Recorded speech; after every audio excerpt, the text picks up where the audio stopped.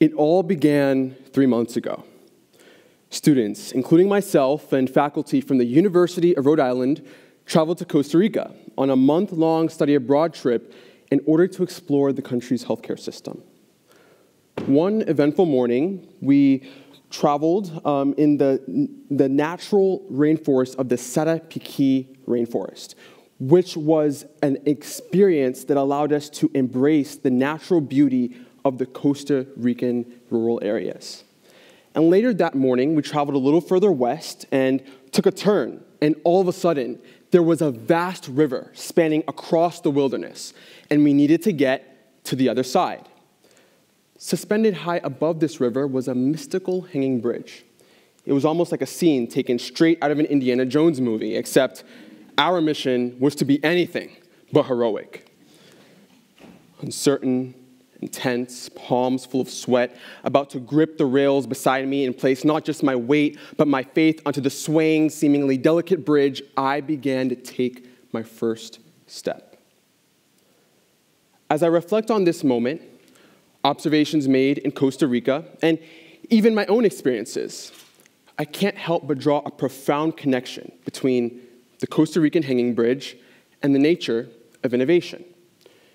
Numerous definitions for the hot buzzword innovation exists, but it's MIT's Katie Person's definition of the term that captures my attention, in which she defines innovation as the process that marries a problem with a solution to create impact.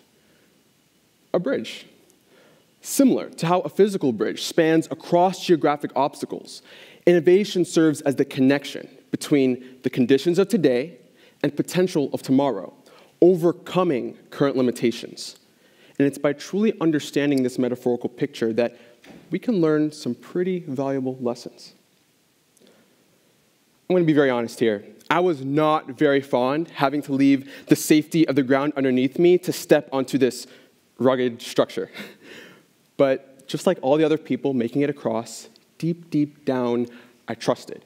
I knew that the bridge would bring me safely to my destination. This is the first essential element of innovation: intuition. Sitting in the lecture halls of the Costa Rican institution, the University of Hispanoamerica, the study abroad students and I were inspired by stories of innovative visionaries in Costa Rica's history. One such visionary was President Rafael Guardia, who led the country in the 1940s. He's largely regarded as the leader of the healthcare system in Costa Rica. You see, during this time period, health outcomes in the country were not great. Life expectancy was at an all-time low. Access to healthcare services was a dream, not a reality, and it simply was difficult for the average Costa Rican to be able to experience a high quality of life. But despite these challenges, it was President Guardia's intuition for change that led to a lot of change in the country. And so he took his first steps. In order to curb infection rates, he launched vaccination campaigns and public health education programs. In order to ensure that healthcare access was a reality, he led massive construction projects of health centers in urban and rural regions. However, despite these efforts, they weren't met without difficulty. You see, delivering services to Costa Ricans, especially in rural regions, proved to be difficult due to the geography of the country. And moreover, during this time period, Costa Rica had very limited financial and infrastructure resources. But despite these challenges, it was President Guardia's intuition for change that laid the cornerstone for progress. And if we want to innovate, we don't necessarily have to hold high positions of power.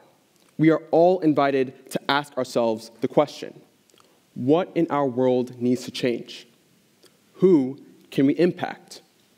And what can we do about it? Trust your intuition. You'll be surprised by just how far it can take you. So back at the hanging bridge, one step turned into 5 turned into 20, and before I knew it, I made it across. I was on the other side. The role of the bridge here is so simple, yet so pivotal. It closed the gap, connecting what was once separate together. This is the second crucial component of innovation. integration. Beyond our intuition for ideas, it's the integration of diverse groups and people and resources in order to bring about change and take action. My story of innovation occurs this past summer in the Midwest suburbs. Before I found myself in the dense Central American rainforest, I was instead within the glass corporate meeting rooms of a pharmaceutical company as an intern.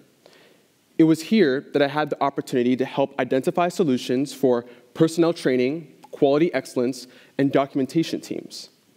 Innovation would be used here to drive organizational efficiency. And in this industry, more efficiency means accelerated drug development, getting therapies to patients faster. My goal to contribute, let alone innovate in this space, was not easy. I didn't have any rivers to cross, but there was a learning curve to climb, and I was determined. After extensive conversations with colleagues, and after performing data assessments on my own, I discovered that each of the teams I worked with could collaborate to collectively enhance performance instead of working individually. And so, in order to bring this idea to life, I helped to establish and build bridges of communication and ideas across the organization in order to provide a framework for innovation. So what did this look like? Well, I helped to create vast data assessment dashboards in order to highlight opportunities for growth across the organization. And moreover, there was also an opportunity to help develop a training program that would be initiated throughout the organization to allow more learning opportunities for personnel. And by doing this, not only was efficiency able to occur, but a more robust framework for innovation was made, and efficiency could be achieved. And for us, if we want to innovate, it does not happen alone. If we have an idea to solve a problem or make impact, let's integrate people, perspectives, and tools together. Because perhaps not only will our capacity for innovation vastly expand, but our impact could be far larger than we could ever imagine. In Costa Rica, no amount of training in pole vault or high jump would have allowed me to make one large leap across the river. I needed the bridge. I had to take steps and even adjust my weight to the swaying of the bridge along the way. And this is the third, final, essential component of innovation: iteration, the continuous process of adapting and refining our ideas along the way. When considering the evolution of the healthcare system under President Guardia, we can see that his initiatives did not occur overnight, but through continuous dialogue and even collaboration with other individuals in the government, there was an establishment of IBAIS, which this was a Spanish acronym that translates to Comprehensive Basic Healthcare Team, which provided services to both treat and prevent serious diseases. And as a result, health outcomes drastically improved. And my journey of supporting efficiency in the pharmaceutical industry also reflects this iterative process. Although the solutions that were implemented initially were not perfect, it was through continuous iteration of our ideas and our strategies that led to vast improvements. And there's even a term for this, which I learned about during an innovation workshop during my internship, known as design thinking. This is where individuals define their problems, generate ideas for improvement, and prototype solutions. And by using this process, it led to vast solutions that had not even been implemented before. But for me, personally, it was one very small but significant contribution made to the world of drug development. Around us is a world teeming with opportunities to impact and innovate. But on our journey, we are confronted with the realities of challenges obstructing our path for a better tomorrow. So, what should our response be? What is our role with innovation? Well, consider this. Innovation begins with I, with me, and you, and all of us who have the commitment to crossing the unknown. And it's already happening. It's happening with the Costa Rican nurse envisioning a better and healthier community, crossing literal bridges to deliver services to those in need. It's happening on the tables of decision makers across the globe, executing progress. And it's even happening here at the University of Rhode Island, with students driven for continuous learning. And no matter how much the bridge of innovation may sway, it's not a reason to panic. No, it follows the rhythm of progress. As we embrace our intuition for change, integration of resources and people, and even the iteration of our strategies along the way, it is a path towards boundless potential.